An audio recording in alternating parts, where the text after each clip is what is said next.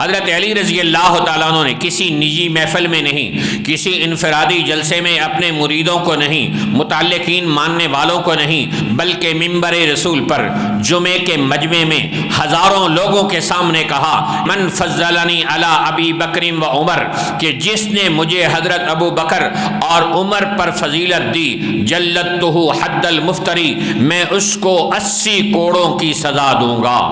اور اس حدیث کو 80 صحابہ نے حضرت علی سے روایت کیا کہ حضرت علی رضی اللہ تعالیٰ عنہ خود فرما رہے ہیں کہ اگر مجھے کسی نے فضیلت دی حضرت ابو بکر اور عمر پر تو میں اس کو وہ سزا دوں گا جو جھوٹا الزام لگانے والوں کو 80 کوڑوں کی سزا دی جاتی ہے۔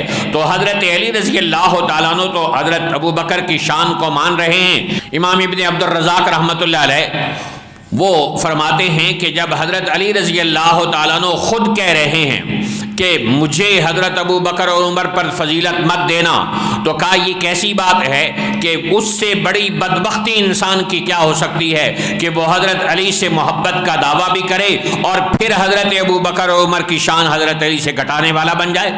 تو اس کائنات میں سب سے بڑی شان پیغمبروں کے بعد افضل البشر بعد الانبیاء وہ کون سی ہستی ہے؟ حضرت ابو بکر صدیق رضی اللہ تعالی عنہ کی ہستی ہے۔ انتہائی لائق صد احترام بھائیوں، دوستوں اور بزرگوں، میری اور آپ کی خوش قسمتی ہے کہ آج ہم جانشین پیغمبر، یار غار و مزار، خلیفہ بلا فصل، امیر المومنین، امام المتقین، حضرت سیدنا ابو بکر صدیق رضی اللہ تعالیٰ عنہ کی شان بیان کرنے اور سننے کے لیے جمع ہوئے ہیں۔ اور حقیقت یہ ہے کہ ہم میں سے ہر ایک کو اس کا اعتراف کر لینا چاہیے کہ کوئی ہستی دنیا میں اللہ کے رسول صلی اللہ علیہ وسلم کے علاوہ ایسی نہیں ہے جو شان صدیق اکبر کو صحیح معنوں میں بیان کر سکتی ہو۔ ایسی ہستی کی شان کو انسان کیسے بیان کرے جس کو آسمان سے اللہ کے سلام آئے ہوں؟ ایسی ہستی کی شان کو انسان کیا بیان کرے کہ جس کے بارے میں رسول اللہ صلی اللہ علیہ وسلم فرما گئے ہوں کہ میں ساری دنیا کے انسانوں کے احسانات کا بدلہ اتار چکا سوائے ابو بکر کے کہ اس کے احسانات کا بدلہ اللہ قیامت کے دن عطا فرمائے گا۔ اس ہستی کی شان کو کوئی کیا بیان کرے گا جس کا خمیر جنت کی مٹی سے اٹھایا گیا اور جو آج بھی جنت میں آرام فرما ہے۔ لوگ کہتے ہیں کہ ابو بکر جنت میں جائے گا یا نہیں؟ ارے اللہ کے بندو، قرآن کہتا ہے منہا خلقناکم وفیہا نعیدکم ومنہا نخرجکم تارۃ اخری، کہ جہاں سے انسان کا خمیر اٹھایا جاتا ہے اسی مٹی میں انسان لوٹایا جاتا ہے، جسے اردو میں کہتے ہیں پہنچی وہیں پہ خاک جہاں کا خمیر تھا۔ اور یہ خمیر کہاں سے اٹھایا گیا؟ جنت کی مٹی سے اٹھایا گیا۔ رسول اللہ صلی اللہ علیہ وسلم نے فرمایا ما بین بیتی و ممبری روضۃ من ریاض الجنہ، میرے گھر اور ممبر کے درمیان کی جگہ جنت کے باغوں میں سے ایک باغ ہے۔ تو گویا اسی مٹی سے حضرت ابو بکر رضی اللہ عنہ کا خمیر اٹھایا گیا جس سے رسول اللہ صلی اللہ علیہ وسلم کا خمیر اٹھایا گیا۔ اور محدثین نے اس کو حدیث متواتر قرار دیا ہے کہ جس کے بارے میں رسول اللہ صلی اللہ علیہ وسلم نے فرمایا لو اتخذت احدا خلیلا لاتخذت ابا بکر خلیلا ولکن صاحبکم خلیل اللہ، اگر میں دنیا میں کسی کو اپنا خلیل بناتا تو میں ابو بکر کو اپنا خلیل بناتا، لیکن تمہارے ساتھی کا خلیل اللہ ہے، میں اللہ کا خلیل ہوں۔ کہ اس حدیث میں حضرت ابو بکر صدیق رضی اللہ تعالی عنہ کی محبت کو اللہ کی محبت کے ساتھ جمع کر دیا گیا، اس ترازو میں تولا گیا ہے جس ترازو میں اللہ کی خلت کو تولا گیا ہے۔ حضرت ابراہیم اللہ کے خلیل ہیں اور حضور علیہ الصلوۃ والسلام بھی فرما رہے ہیں ولیکن صاحبکم خلیل اللہ، اور میں بھی اللہ کا خلیل ہوں۔ اور اللہ کے رسول صلی اللہ علیہ وسلم فرما رہے ہیں کہ اگر میں دنیا میں کسی کو اپنا خلیل بناتا تو ابو بکر بناتا، گویا ابو بکر کی محبت کو اللہ کی محبت والے ترازو میں تول دیا گیا ہے۔ تو جس ہستی کی محبت کو اللہ کی خلت والے ترازو میں تول دیا گیا ہو، اس ہستی کی شان کو کوئی انسان کیسے بیان کر سکے کہ جس پر اللہ تعالیٰ نے قرآن پاک کی مسلسل آیات اتار دی ہوں۔ میرے اور آپ کے ایمان کی گواہی ہم خود دیتے ہیں، ہمارے مسلمان گواہی دیتے ہیں کہ یہ مسلمان زندہ رہا، لیکن قربان جائیں ابو بکر کی شان کے کہ ان کے ایمان اور تصدیق کی گواہی بھی اللہ کا قرآن دے رہا ہے۔ والذی جاء بالصدق وصدق بہ فاولئک ھم المتقون، کہ جو سچ کو ہستی لے کر آئی محمد صلی اللہ علیہ وسلم کی اور جس ہستی نے اس سچائی کی تصدیق کی، یہ لوگ متقی ہیں۔ تو ابو بکر رضی اللہ تعالیٰ عنہ کے ایمان اور تصدیق کا تذکرہ اللہ کا قرآن کر رہا ہے، اور 1,24,000 صحابہ کرام کی صحابیت کا تذکرہ مسلمان کرتے ہیں، احادیث کرتی ہیں، لیکن قربان جائیں یار غار کی عظمت کے کہ ان کی صحابیت کا تذکرہ بھی اللہ کا قرآن کر رہا ہے۔ اذ یقول لصاحبہ، کہ جب انہوں نے اپنے صحابی سے کہا، تو اس لیے کہا جاتا ہے کہ 1,24,000 صحابہ میں سے حضرت ابو بکر رضی اللہ تعالیٰ عنہ وہ واحد صحابی ہیں کہ جن کی صحابیت کا منکر دائرہ اسلام سے خارج ہو جاتا ہے کہ وہ قرآن کا منکر بن رہا ہے، اور قرآن نے اللہ کے حبیب علیہ السلام کے یار غار کی صحابیت کا اعلان کیا ہے۔ اس ہستی کی عظمت کو کیا انسان بیان کرے کہ جب سقیفہ بنی ساعدہ میں حضور پاک علیہ السلام کی وفات کے بعد امیر المومنین اور جانشین پیغمبر کے چناؤ کا وقت آیا، تو صحابہ کرام میں سے انصار نے کہا منا امیر و منکم امیر، جھگڑا ختم کرنے کی صورت یہ بناتے ہیں ایک خلیفہ اور امیر انصار میں سے ہو، اور ایک خلیفہ اور امیر مہاجرین میں سے ہو۔ حضرت عمر رضی اللہ تعالیٰ عنہ کھڑے ہوئے اور کہا اے انصار میرے 3 سوالوں کا جواب دو، انصار میں کوئی اذہما ثانی اثنین ہے، 2 میں سے دوسرا کوئی انصار میں سے ہے؟ انصار نے کہا نہیں۔ کہا مجھے بتاؤ اذہما فی الغار کا مصداق انصار میں سے کوئی دوسرا ہے؟ انہوں نے کہا نہیں۔ کہا اذ یقول لصاحبہ کا مصداق کوئی انصار میں ہے؟ انہوں نے کہا نہیں۔ تو کہا مسئلہ تو حل ہو گیا کہ جب تم میں سے کوئی ابو بکر کی شان کو نہیں پہنچ سکتا تو پھر خلافت کا دعوے دار کیسے ہو سکتا ہے؟ پھر حضرت عمر رضی اللہ تعالیٰ عنہ نے ارشاد فرمایا یا معشر الانصار الستم تعلمون، اے انصار کی جماعت کیا تم اس بات کو نہیں جانتے ان رسول اللہ صلی اللہ علیہ وسلم قدم ابا بکر رضی اللہ عنہ، کہ حضور صلی اللہ علیہ وسلم نے حضرت ابو بکر رضی اللہ عنہ کو نماز کے لیے آگے بڑھایا۔ فمن ذا منکم یتقدم ابا بکر، تم میں سے اب کون ہے جو ابو بکر سے آگے بڑھ سکتا ہو؟ تو صحابہ کرام میں سے انصار نے کہا لا یتقدم احدنا من ابی بکر، ہم میں سے کوئی حضرت ابو بکر صدیق سے آگے نہیں بڑھ سکتا۔ تو حضرت ابو بکر صدیق رضی اللہ تعالیٰ عنہ کے ایمان کا تذکرہ قرآن کر رہا ہے، ان کی تصدیق کا تذکرہ قرآن کر رہا ہے، ان کی صحابیت کا تذکرہ قرآن کر رہا ہے، اور ان کے سفر ہجرت میں رفاقت کا تذکرہ بھی اللہ کا قرآن کر رہا ہے۔ ثانی اثنین، 2 میں سے دوسرا۔ اور آیت جہاں سے شروع ہو رہی ہے کہ الا تنصروہ، اگر تم نے مدد نہیں کی تو پھر اللہ کہتا ہے کہ فقد نصرہ اللہ، تو اللہ نے حضرت ابو بکر رضی اللہ تعالیٰ عنہ کے ذریعے سے اپنے حبیب کی مدد کی۔ حضرت علی رضی اللہ عنہ اور امام حسن بصری رحمۃ اللہ علیہ فرماتے ہیں قد عاتب اللہ جمیع اہل الاسلام، اللہ نے تمام اہل اسلام پر ناراضگی کا اظہار کیا کہ انہوں نے میرے پیغمبر کی مدد کیوں نہ کی، اور اگر تم نے نہیں کی تو فقد نصرہ اللہ، تو میں نے ابو بکر کے ذریعے اپنے محبوب کی مدد کی۔ قد مدح ابی بکر رضی اللہ عنہ، اور اللہ نے سارے لوگوں پر ناراضگی کا اظہار کیا اور ابو بکر رضی اللہ تعالیٰ عنہ کی تعریف کی کہ اس نے مشکل وقت میں میرے نبی کا ساتھ دیا۔ اور اذ یقول لصاحبہ، صحابیت کا تذکرہ بھی قرآن پاک کر رہا ہے، اذ ہما فی الغار، جب وہ دونوں غار کے اندر تھے، اور غار کے اندر پہنچنے سے پہلے آج بھی جو حج اور عمرہ کر کے آئے ہیں ان سے پوچھئے وہ چڑھائی چڑھنا کتنا مشکل ہے، اور آج تو پھر بھی 1400 سال سے چلتے چلتے کچھ راستے بن گئے، اور اس وقت تو کوئی راستہ نہیں تھا، اور نوکیلے پتھر تھے، اور وزن بھی اس پیغمبر کا اٹھایا جا رہا تھا کہ جس کا وزن کوئی اٹھا نہیں سکتا۔ فتح مکہ کے موقع پر حضرت علی رضی اللہ تعالیٰ عنہ پر آپ صلی اللہ علیہ وسلم کھڑے ہوئے اور بتوں کو گرانے کے لیے، تو حضرت علی رضی اللہ تعالیٰ عنہ اس وزن کو سہار نہ سکے، آپ نے فرمایا نیچے اتر آؤ اور تم میرے اوپر کھڑے ہو کر ان بتوں کو گرانے والے بنو۔ تو وہ وزن جو شیر خدا نہ اٹھا سکے، اس وزن کو حضرت ابو بکر صدیق رضی اللہ تعالیٰ عنہ نے اپنے کندھوں پر اٹھا کر نکیلے پتھروں کا سفر کر کے بتایا، محبت ہو تو ایسی ہو، محبت ہو تو ایسی ہو۔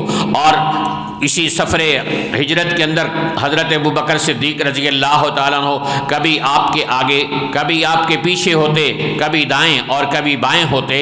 آپ صلی اللہ علیہ وسلم نے پوچھا ابو بکر یہ کیا ہے؟ کہا یا رسول اللہ صلی اللہ علیہ وسلم، جب مجھے آگے سے خطرہ محسوس ہوتا ہے میں دوڑ کے آگے آ جاتا ہوں، اور جب پیچھے سے خطرہ محسوس ہوتا ہے میں اس وقت دوڑ کے پیچھے چلا جاتا ہوں، جب دائیں بائیں خطرہ محسوس ہوتا ہے تو میں ان خطرات کی بو سونگھ کر وہاں پہنچ جاتا ہوں۔ تو محافظ پیغمبر کو ابو بکر صدیق کہتے ہیں، جو پیغمبر پر اپنی جان لٹائے اسے صدیق کہتے ہیں، جو پیغمبر پر اپنا مال لٹائے لگائے اسے صدیق کہتے ہیں، جسے آسمان سے اللہ کے سلام آئے اسے صدیق کہتے ہیں۔ غزوہ تبوک کے موقع پر آپ نے اپنا سب کچھ اللہ کے راستے میں لگا لٹا دیا، اور اس کے بعد خود ٹاٹ کے کپڑے پہن کر بیٹھ گئے۔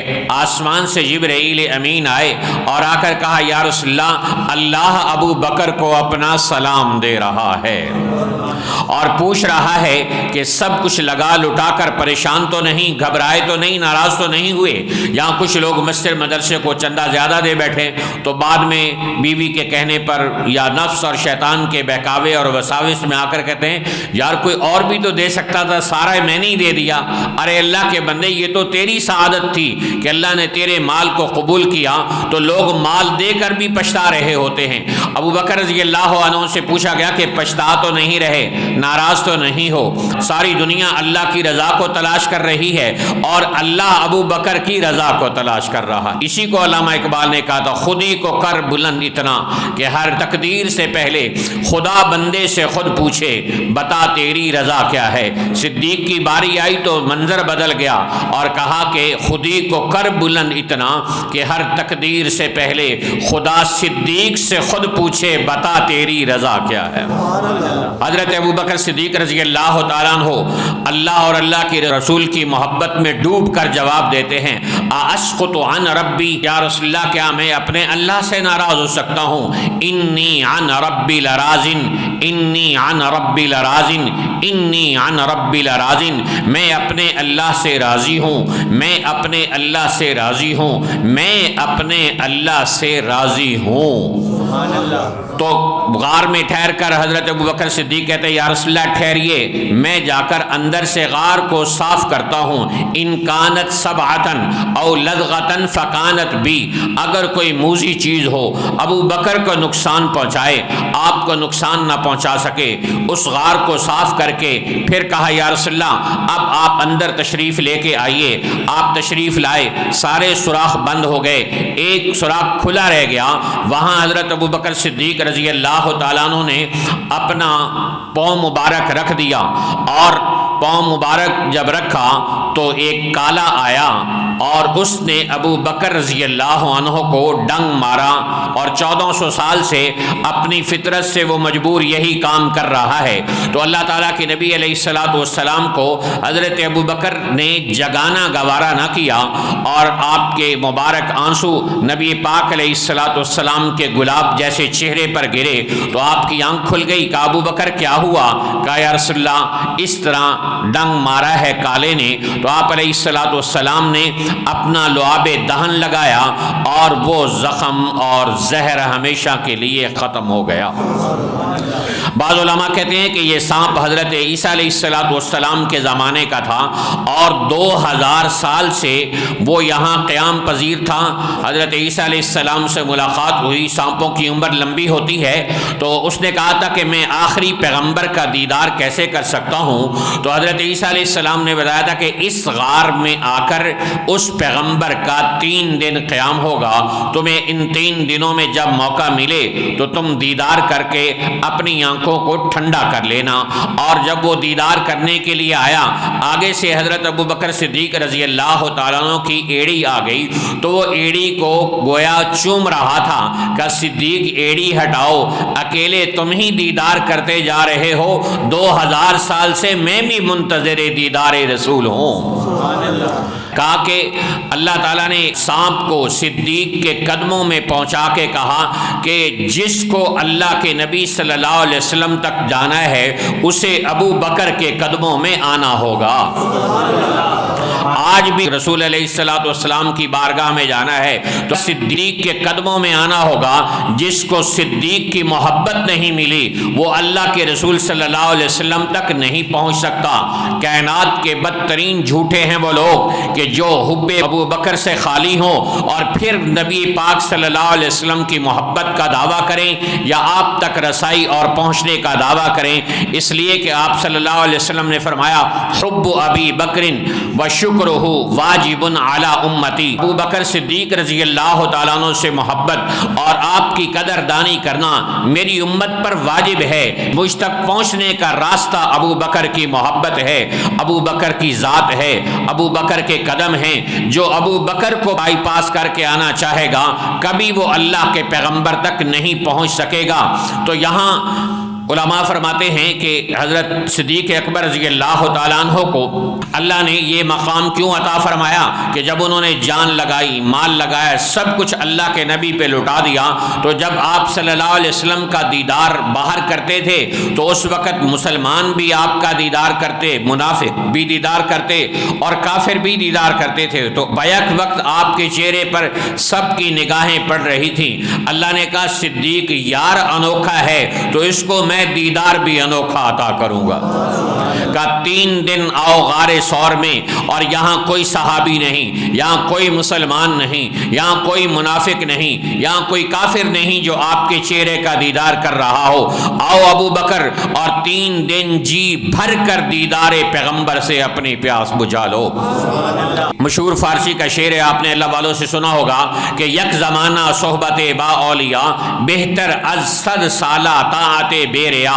اللہ والوں کی صحبت کا ایک لمحہ 1 سال کی عبادت سے بہتر ہے۔ اور حکیم الامت مجدد الملت حضرت مولانا اشرف علی تھانوی رحمۃ اللہ علیہ فرماتے ہیں اللہ والوں کی صحبت کا ایک لمحہ 1,00,000 سال کی بے ریا عبادت سے بہتر ہے۔ کسی عام اللہ والے کی صحبت کا یہ مقام ہے، اور یہاں صحبت کس کی مل رہی ہے؟ امام الانبیاء کی، امام الانبیاء کی، تاجدار کونین کی، امام القبلتین کی صحبت مل رہی ہو، ایک لمحہ یک زمانہ نہ مل رہی ہو بلکہ 72 گھنٹے کے لیے مل رہی ہو اور تنہائی میں مل رہی ہو۔ بتاؤ ابو بکر صدیق رضی اللہ تعالیٰ عنہ نے روحانیت اور صداقت اور معرفت خدا کے کتنے مدارج طے کیے ہوں گے، اس کا کوئی تصور بھی نہیں کر سکتا۔ تو یوں اللہ تعالیٰ نے حضرت ابو بکر صدیق رضی اللہ تعالیٰ عنہ کو یہ مقام اور مرتبہ عطا فرمایا ان کی قربانیوں کے صدقے میں۔ قرآن پاک میں اللہ تعالیٰ نے حضرت ابو بکر صدیق رضی اللہ تعالیٰ عنہ کی کہ جہاں صحابیت کا تذکرہ کیا، وہاں ان کی پیغمبر کے ساتھ رفاقت کا تذکرہ کیا، ان کے ایمان کا تذکرہ کیا، تو ان کے اخلاص کا بھی تذکرہ کیا۔ کہا الا ابتغاء وجہ ربہ الاعلی، کہ ابو بکر سب کچھ جو لگا رہا ہے، غلاموں کو آزاد کر رہا ہے، 40 ہزار دینار پیغمبر پر لٹا رہا ہے، اور حضور علیہ الصلوۃ والسلام خود اعلان کر رہے ہیں ما نفعنی مال احد قط ما نفعنی مال ابی بکر، کسی انسان کے مال نے مجھے وہ نفع نہیں پہنچایا جو ابو بکر کے مال نے نفع پہنچایا۔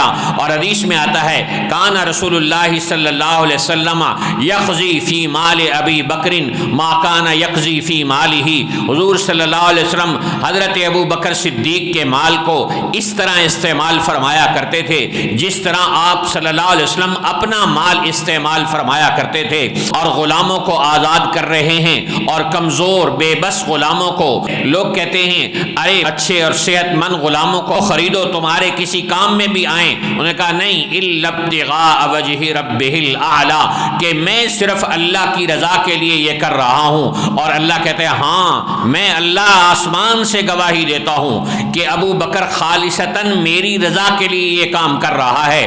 آپ سمجھے نہیں کہ ہم جو کر رہے ہیں عمل، ہمارے عمل کی کوئی صداقت نہیں، ہمارے عمل کے اندر ریاکاری کتنی ہے، اخلاص کتنا ہے، اللہ کے فرشتے بھی یہ نہیں جانتے، وہ صرف انسان کا عمل لکھ سکتے ہیں، اس کے اندر کا اخلاص اور ریاکاری نہیں لکھ سکتے۔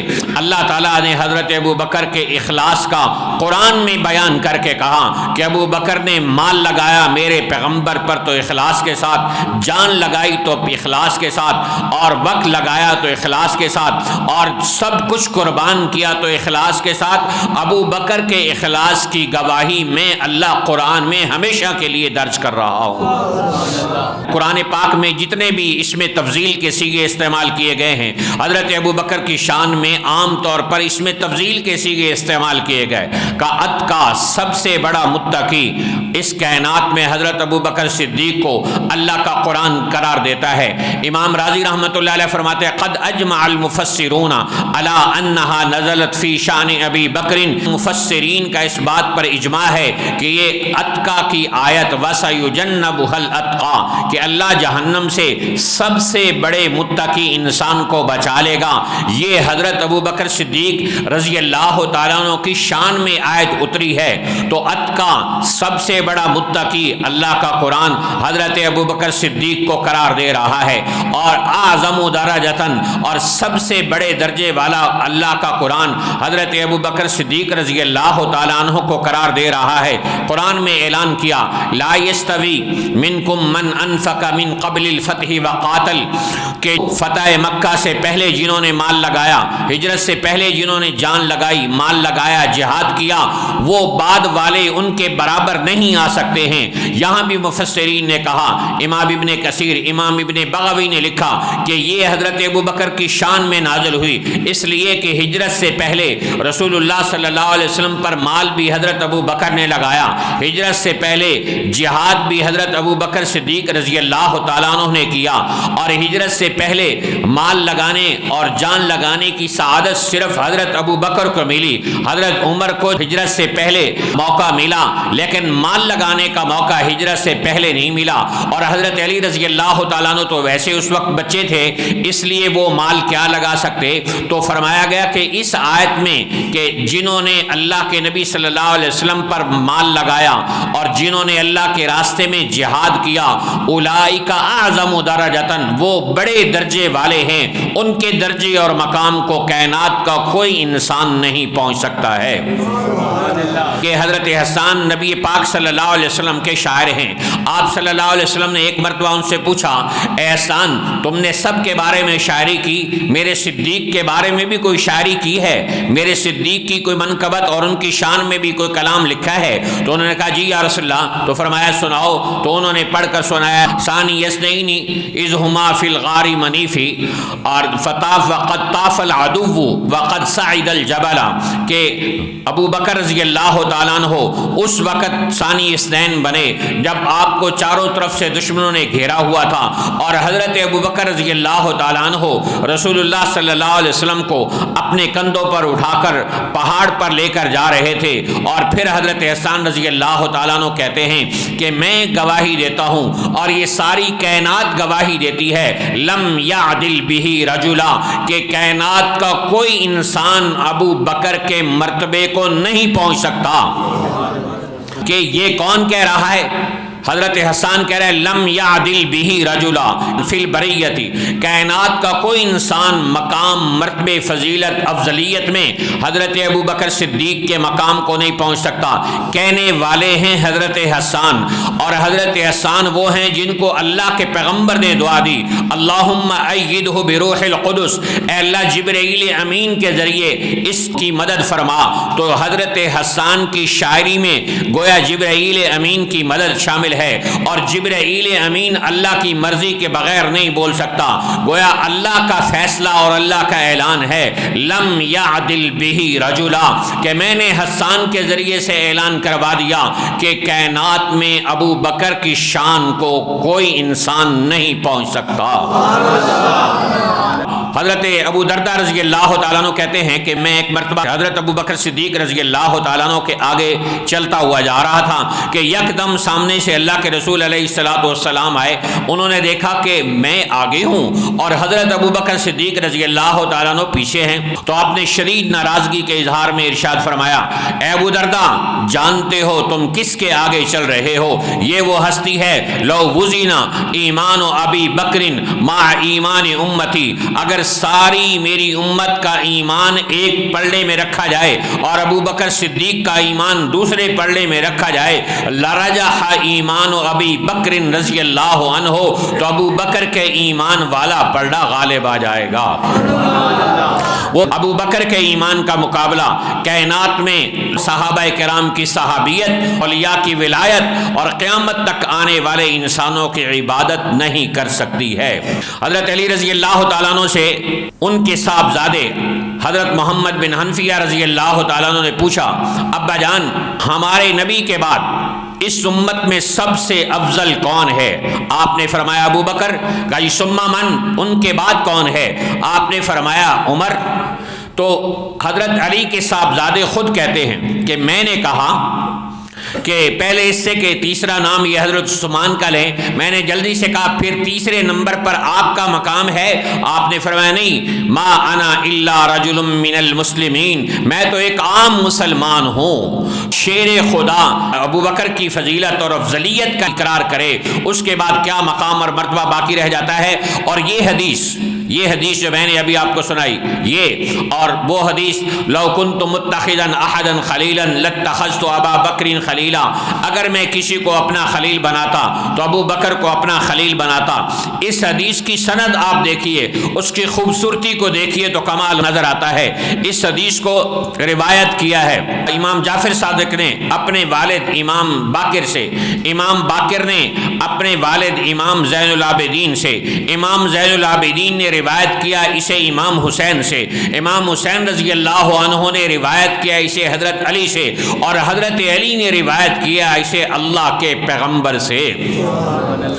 اس کو کہتے ہیں سلسلۃ الذہب، سونے کی کڑی۔ اس سے بڑی سند خوبصورت کائنات میں اور کوئی نہیں ہو سکتی۔ اس سند کے ساتھ حضرت علی رضی اللہ تعالیٰ عنہ اور اہل بیت پیغمبر اعلان کر رہے ہیں ابو بکر کی شان اور مقام اور مرتبے کو کوئی نہیں پہنچ سکتا۔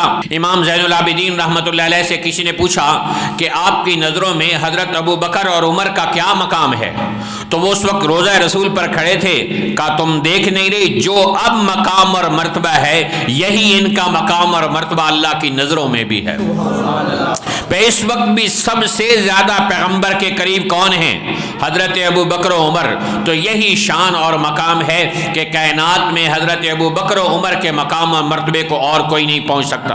اور یہ حدیث متواتر سنانے جا رہا ہوں، حدیث متواتر قرآن کی آیت کے برابر درجہ رکھتی ہے۔ حضرت علی رضی اللہ تعالیٰ عنہ نے کسی نجی محفل میں نہیں، کسی انفرادی جلسے میں اپنے مریدوں کو نہیں، متعلقین ماننے والوں کو نہیں، بلکہ منبر رسول پر جمعے کے مجمع میں ہزاروں لوگوں کے سامنے کہا، من فضلنی علی ابی بکر و عمر، کہ جس نے مجھے حضرت ابو بکر اور عمر پر فضیلت دی، جلدتہ حد المفتری، میں اس کو 80 کوڑوں کی سزا دوں گا۔ اور اس حدیث کو 80 صحابہ نے حضرت علی سے روایت کیا کہ حضرت علی رضی اللہ تعالیٰ عنہ خود فرما رہے ہیں کہ اگر مجھے کسی نے فضیلت دی حضرت ابو بکر اور عمر پر تو میں اس کو وہ سزا دوں گا جو جھوٹا الزام لگانے والوں کو 80 کوڑوں کی سزا دی جاتی ہے۔ تو حضرت علی رضی اللہ تعالیٰ عنہ تو حضرت ابو بکر کی شان کو مان رہے ہیں۔ امام ابن عبد الرزاق رحمۃ اللہ علیہ وہ فرماتے ہیں کہ جب حضرت علی رضی اللہ تعالیٰ عنہ خود کہہ رہے ہیں کہ مجھے حضرت ابو بکر اور عمر پر فضیلت مت دینا، تو کہا یہ کیسی بات ہے کہ اس سے بڑی بدبختی انسان کی کیا ہو سکتی ہے کہ وہ حضرت علی سے محبت کا دعویٰ بھی کرے اور پھر حضرت ابو بکر اور عمر کی شان حضرت علی سے گھٹانے والا بن جائے۔ تو اس کائنات میں سب سے بڑی شان پیغمبروں کے بعد افضل البشر بعد الانبیاء وہ کون سی ہستی ہے؟ حضرت ابو بکر صدیق رضی اللہ تعالیٰ عنہ کی ہستی ہے۔ حضرت ابو بکر رضی اللہ تعالیٰ عنہ حضرت علی کو دیکھ کر مسکرانے لگے، تو انہوں نے پوچھا کہ حضرت ابو بکر صدیق سے کہ آپ مجھے دیکھ کر کیوں مسکرا رہے ہیں؟ تو حضرت علی رضی اللہ تعالیٰ عنہ کو حضرت ابو بکر نے فرمایا آپ کو دیکھ کر مجھے اللہ کے نبی کا ایک فرمان یاد آ گیا کہ حضور علیہ الصلوۃ والسلام نے فرمایا تھا قیامت کے دن پل صراط سے سلامتی سے وہ گزرے گا جس کو حضرت علی رضی اللہ تعالیٰ عنہ پروانہ لکھ کر دیں گے۔ یہ بات سن کر حضرت علی رضی اللہ تعالیٰ عنہ مسکرانے لگے۔ تو اب پوچھا حضرت ابو بکر رضی اللہ تعالیٰ عنہ نے کہ آپ کس بات پر مسکرا رہے ہیں؟ کہا میں اس لیے مسکرا رہا ہوں کہ مجھے بھی اللہ کے نبی کا ایک فرمان یاد آ گیا کہ آپ صلی اللہ علیہ وسلم نے فرمایا تھا کہ پل صراط سے گزرنے کا پروانہ علی اس کو لکھ کر دیں گے جس کے دل میں حضرت ابو بکر صدیق رضی اللہ تعالیٰ عنہ کی محبت موجود ہوگی۔ آپ یہ اپنی نسلوں کو سمجھا کر جائیں کہ حضرت ابو بکر صدیق رضی اللہ تعالیٰ عنہ کو اللہ نے جو شان اور فضیلت دی ہے، بات شان اور فضیلت کی نہیں، بات افضلیت کی ہے۔ اگر ہم نے اپنی آئندہ آنے والی نسلوں کو یہ عقیدہ سمجھا دیا کہ اس کائنات میں پیغمبروں کے بعد سب سے افضل ہستی اور صحابہ میں سے سب سے افضل ہستی حضرت ابو بکر صدیق کی ہے، تو انشاءاللہ ہماری نسلیں رافضیت اور خارجیت کے اثرات سے ہمیشہ کے لیے محفوظ ہو جائیں گی۔ رافضیت اور خارجیت پیدا اس عقیدے سے ہو رہی ہے کہ جب ہم نے افضلیت ابو بکر صدیق کا عقیدہ بیان کرنا اسٹیجوں سے چھوڑ دیا، فضیلت تو بیان کر رہے ہیں، لوگ بیان کر رہے ہیں، لیکن بھائی فضیلت کا مسئلہ نہیں، فضائل تو سب صحابہ کے ہیں۔ حضرت ابو بکر رضی اللہ تعالیٰ عنہ کی سب سے بڑی فضیلت یہ ہے کہ وہ افضلیت کے عقیدے کے حامل ہیں، اور اس پر امت کا اجماع ہے، امت کا اجماع ہے۔ قرآن کی آیات اور نبی پاک صلی اللہ علیہ وسلم کی احادیث بتا رہی ہیں کہ اس کائنات میں سب سے افضل ہستی حضرت ابو بکر صدیق رضی اللہ تعالیٰ عنہ کے۔ امام بخاری نے افضلیت ابو بکر پہ بات باندھا، اور امام مسلم رحمۃ اللہ علیہ نے حضرت ابو بکر صدیق کی افضلیت پر بات باندھا۔ امام ابو داؤد اور ترمذی نے حضرت ابو بکر صدیق کی افضلیت پر بات باندھے، اور عقائد کی کتابوں میں شرح عقائد سمیت تمام کتابوں میں افضلیت ابو بکر صدیق کے باب باندھ کر قیامت تک آنے والے سنی مسلمانوں کو یہ بتایا گیا کہ کائنات میں سب سے افضل ہستی نبی پاک صلی اللہ علیہ وسلم کے بعد کون ہیں؟ اور یہ صرف اپنے نبی کے صحابہ میں نہیں، پہلے نبیوں کے جو صحابہ تھے ان میں بھی سب سے افضل ہستی حضرت ابو بکر صدیق رضی اللہ تعالی عنہ کی ہے۔ اس لیے اللہ تعالیٰ نے ان کو اتقا فرمایا کہ وَسَيُجَنَّبُهَا الْأَتْقَى، کہ اللہ جہنم سے اس ہستی کو بچارے گا جو سب سے بڑا متقی ہوگا۔ شاہ ولی اللہ رحمۃ اللہ علیہ نے ارشاد فرمایا ازالۃ الخفا میں، اور اللہ قرآن میں کہتا ہے ان اکرمکم عند اللہ اتقاکم، کہ اللہ کے نزدیک سب سے زیادہ عزت والا وہ ہے جو سب سے زیادہ تقوی والا ہو۔ تو سب سے زیادہ عزت والا سب سے زیادہ تقوی والا ہے، اور سب سے زیادہ تقوی والا سب سے افضل ہے، اور سب سے افضل حضرت ابو بکر صدیق رضی اللہ عنہ۔ تو حضرت علی رضی اللہ تعالیٰ عنہ سے لے کر شاہ ولی اللہ محدث دہلوی رحمۃ اللہ علیہ تک سارے لوگ امت کو یہ سمجھا رہے ہیں کہ کائنات میں سب سے افضل ترین ہستی کون ہے؟ حضرت ابو بکر صدیق۔ کہ رافضیت پیدا اسی سے ہو رہی ہے کہ انہوں نے حضرت علی رضی اللہ تعالیٰ عنہ کو اٹھا کر فضیلت دے کر حضرت ابو بکر و عمر رضی اللہ عنہما سے آگے بڑھا دیا۔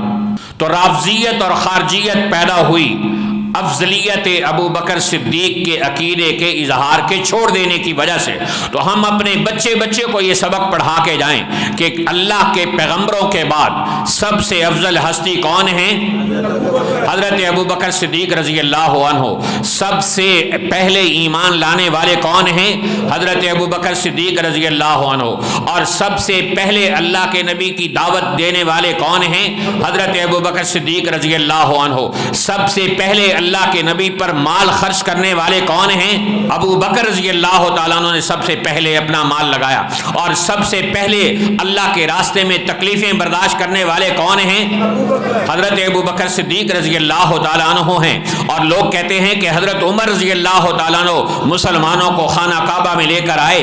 ارے اللہ کے بندو ذرا تحقیق تو کرو، سب سے پہلے حضرت ابو بکر مسلمانوں کو حرم میں لے کر آئے۔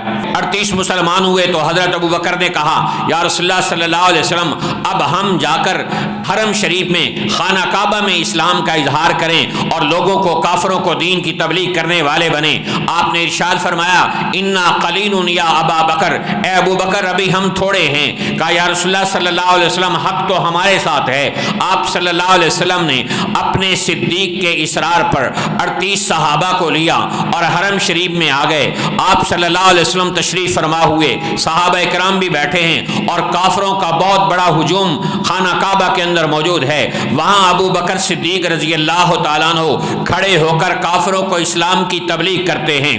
اس لیے حدیث کی کتابوں میں آتا ہے اول من دعا الی الاسلام ابی بکر، سب سے پہلے اسلام کی طرف بلانے والے اور اسلام کی تبلیغ کرنے والے اللہ کے نبی کے بعد ابو بکر صدیق رضی اللہ تعالیٰ عنہ ہیں۔ کافروں کا مجمع زیادہ ہے اور وہ ٹوٹ پڑتے ہیں، صحابہ کرام پر ظلم و ستم کے پہاڑ توڑتے ہیں اور صدیق اکبر رضی اللہ تعالیٰ عنہ کو خاص طور پر ظلم و ستم کا نشانہ بناتے ہیں کہ اس آدمی نے مسلمانوں میں یہ جرت پیدا کی ہے کہ وہ آج خانہ کعبہ میں آ کر اپنے اسلام کی تبلیغ کرنے والے بنے اور اسلام کا اظہار کرنے والے بنے۔ چنانچہ عقبہ ابن معیط اپنے نوکیلے جوتوں سمیت حضرت ابو بکر صدیق رضی اللہ تعالیٰ عنہ کے چہرے کو زخمی کرتا ہے اور ان کے پورے بدن پر کافر ظلم و تشدد کے پہاڑ توڑتے ہیں، یہاں تک کہ ان کو اندازہ ہوتا ہے کہ ابو بکر فوت ہونے والے ہیں۔ پھر وہ بھاگ جاتے ہیں۔ ابو بکر رضی اللہ تعالیٰ عنہ کے ماننے والے انہیں اٹھا کے لاتے ہیں اور رکھتے ہیں اور کہتے ہیں کہ اگر ابو بکر آج شہید ہو گئے تو ہم اس کے بدلے میں تمہارے عقبہ کا قتل کرنے والے بنیں گے۔ سب سے پہلے اسلام کے لیے مال کس نے لگایا؟ جان کس نے لگائی؟ قربانی کس نے دی؟ اور غار ثور میں آپ کے ساتھ کون تھا؟ روضہ رسول میں بھی آپ کے ساتھ آج کون ہے؟ آپ نے ارشاد فرمایا ہاکذا نبعث یوم القیامہ، اسی طرح ابو بکر رضی اللہ عنہ کا ہاتھ میرے ہاتھ میں ہوگا اور قیامت کے دن میں ابو بکر کے ساتھ اٹھوں گا۔ آپ فرمائیں گے قیامت کے دن اے اللہ حساب کتاب میری امت کا جلدی شروع کر دے۔ اللہ فرمائے گا لاؤ کس سے حساب کتاب شروع کرنا ہے؟ آپ صلی اللہ علیہ وسلم حضرت ابو بکر کو پیش کریں گے۔ اللہ فرمائیں گے اے میرے محبوب، اے میرے خلیل، اے میرے حبیب، یہ تو بغیر حساب کتاب کے جنت میں جائے گا۔ تو بغیر حساب کتاب کے جنت میں جانے والی ہستی کا نام کیا ہے؟ ابو بکر۔ کائنات میں سب سے افضل ہستی کا نام کیا ہے؟ یہ عقیدہ یاد رہے گا انشاءاللہ العزیز۔ اللہ تعالی ہم سب کو صحابہ کرام سے محبت کرنے اور ان کے نقش قدم پر چلنے کی توفیق عطا فرمائے۔